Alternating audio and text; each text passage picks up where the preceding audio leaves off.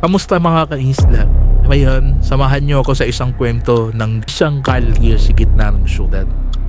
Isang kwento ng paghihiganti, pangungulila at kababalaghan. Ito ang kwento ng white lady ng Barete Drive.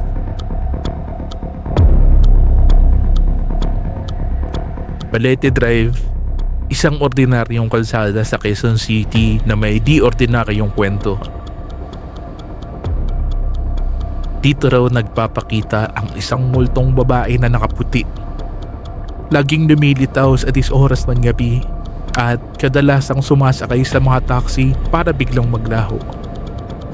Pero sino nga ba siya? Totoo ba ang kanyang kwento? At bakit hanggang ngayon ay patuloy ng kanyang paglipot? Ayon sa mga nakakaranda, noong dekada 50 pa lamang ay may mga ulat ng tungkol sa isang multo ng babaeng namatay matapos masagasaan ng isang taxi. Ang kanyang katawan raw ay itinapon malapit sa isang punong balete. Pero may mas matandang kwento pa. Noong 1949, isang dalagang estudyante raw ang nabundol at namatay. Ilang araw matapos dito, nasimulang maglabasan ang mga balitang may babaeng nakaputi na sumasakay at biglang nawawala sa sasakyan.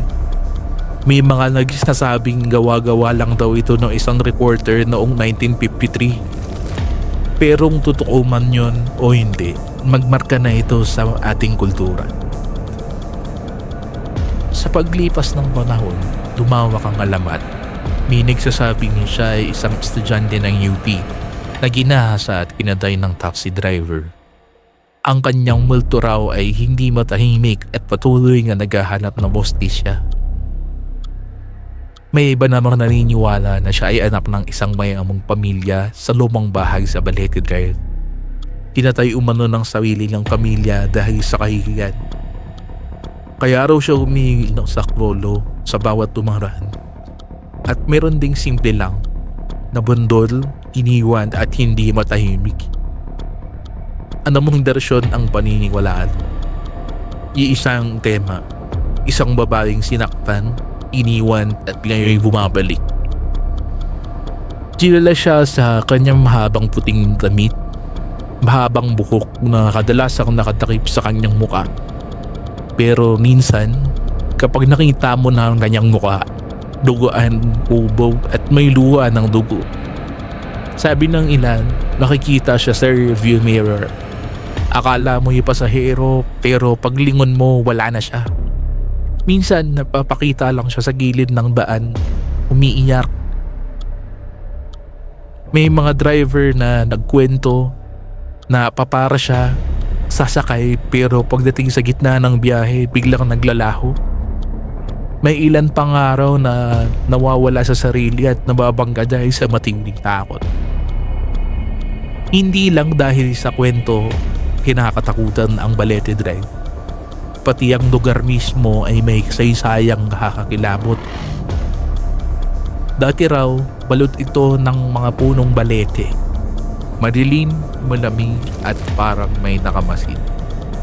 Ang Barete Tree ayon sa ating kultura ay tirahan ng mga engkanto at kaluluwa. Kaya naman natural lang daw na dito tumambay ang white lady. Hanggang ngayon, kahit putol na ang karamihan sa mga puno, may mga nagkakatinginan pa rin sa salamin ng kotse aghahanap ng isang puting anyo sa likod. Hindi lang sa lansakan makikita ang white lady, pati sa sinihan. Naalala mo ba ang hiwaga sa Barete Drive noong 1980? Isa ito sa mga unang pelikula tungkol sa alamat. Kahit ang modernong serye sa Netflix na 13, ginamit ang Barete Drive bilang lugar ng krimen.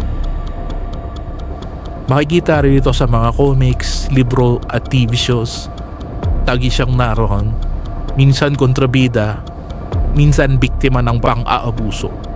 Ngunit laging misteryosa. May mga nagsasabi kwento lang daw ito. Isang reporter lang daw ang gumawa para magkaroon ng scoop. O baka naman psychological lang kapag gabi madilim at may takot sa isipan kahit anino ay mulso na. At baka nga totoo ang sabi ng ilang, masyado na tayong sanay sa ganitong kwento, kaya iisip na lang natin nararanasan natin ito. Pero kung totoo man o hindi, bakit may mga bagong sightings pa rin? Sa kabila ng siyensya, ang internet at ng modernong panahon, buhay pa rin ang white lady. Sa TikTok, YouTube, Facebook, may mga nag-upload ng kwento at video ng kanilang karanasan. Noong 2005 pa nga, may plano raw gawing tourist spot ang Balete Drive. Halloween party sa 100th Street. Bakit hindi, di ba? Ang white lady ay naging bahagi na ng ating pagka-Pilipino. Isang paalala ng ating paniniwala sa katarungan, sa kababalaghan at sa mga kwentong hindi natin basta-basta malilimutan. Ang alamat ng white lady ng Balete Drive ay hindi ng kwento ng takot.